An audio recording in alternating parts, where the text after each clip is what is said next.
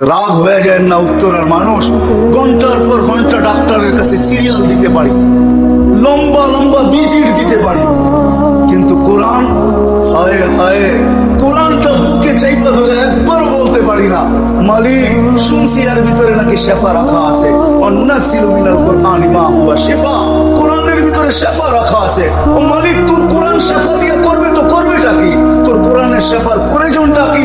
আমি আরোগ্যতা চাই, আমি রোগে ভরা, আমার আরোগ্যতার প্রয়োজন। ও মালিক কোরআনেরটা আমার ভিতরে ঢুকায়া দে না। একজনও তো এই মজমায় নাই, রাগ হয়ে গেলেন আমার কথায়?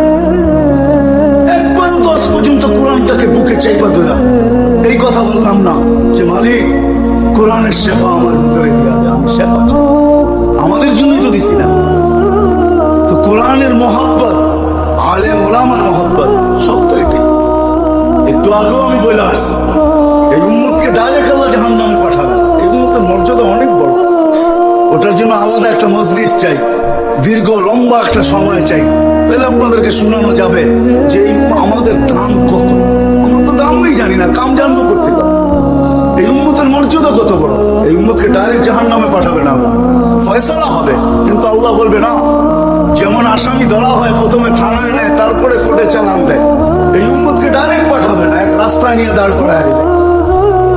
ওই রাস্তা, যে রাস্তা দিয়ে এই হক্কানি আলেমরা জান্নাতে যাবে, যখন ওইখানে যাবে তো আল্লাহ সবাইকে বলবে যে যাকে চিনো ধরো।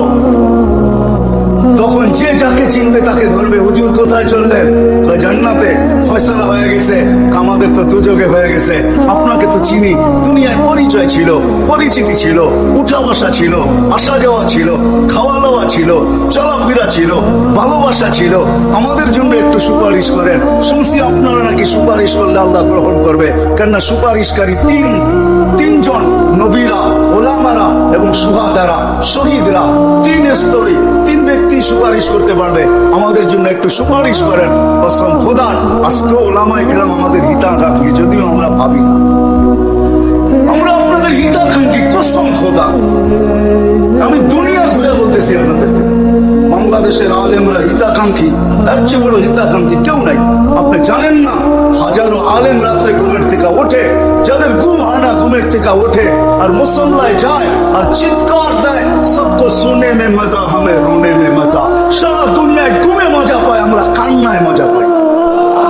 আমি হাদিসে কুদসি দিতেছি, আল্লাহ নিজেই বলছেন লাউলা মাশাইখা রুক্কা, এই আল্লাহওয়ালারা যদি না থাকতো লাজালতুস সামা হাদিদা ওয়াল আরদা সাফসাফা, আকাশ লোহা, জমিন তামা, ওমা আনজালতু মিনাস সামাই কাতরা, আকাশ থেকে একটা বৃষ্টির ফোঁটানা, ওমা আমবাতু মিনাল আরদি হাব্বা, জমিন থেকে একটা শস্যের দানা না, বাল আনজালতু আলাইকুমুল আযাবা সাব্বা, একের পর আযাব দিয়ে আমি ধ্বংস করে দিলাম।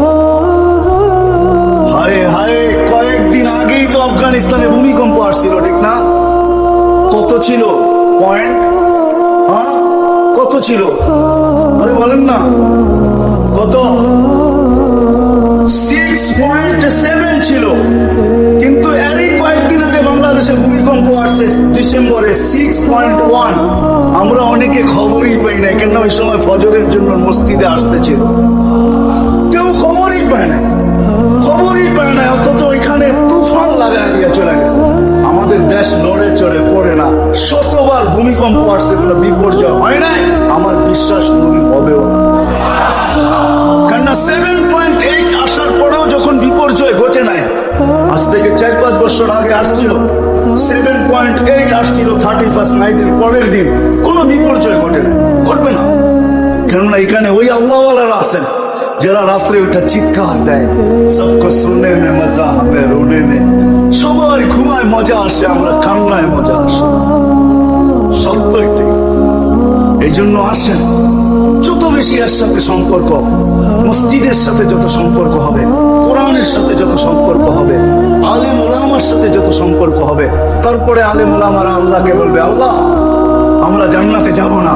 বলবে কেন? তারা সব আমাদের দেশের মানুষ, পরিচিত মানুষ, এদেরকে দুচোখে দিবেন আর আমরা চলে যাব। আল্লাহ রসুলকে চেহারা দেখাবো তো দেখাবো কি করে? তো আল্লাহ বলবে যে যাকে চিনি নিয়ে যাও। এটাই হবে সুপারিশ। এই জন্য এই নিসবত কাজে লাগবে, এই সম্পর্ক কাজে লাগবে, এই ভালোবাসা কাজে লাগবে, এই মহব্বত কাজে লাগবে, এই সহানুভূতি কাজে লাগবে, এই সহযোগিতা কাজে লাগবে, ইনশাআল্লাহ এটাই কাজে লাগবে। ওই দিন দেখবেন দুনিয়ার কোনো বস্তু এখানে কাজে লাগবে না, না বংশ লাগবে, না সোসাইটি লাগবে, কিচ্ছু কাজে লাগবে না। এই জন্য দুটা কথাই বলবো, আসেন প্রথমত ভাবি যে আমি যাত্রী, প্রস্তুতি আমার কতটুকু, খোদার কসম যদি ভাবতে পারি, হয় হয় 2 মিনিটও যদি ভাবতে পারি, তাহলে আল্লাহ আমাদের সামনে রাস্তা উন্মোচিত করবে।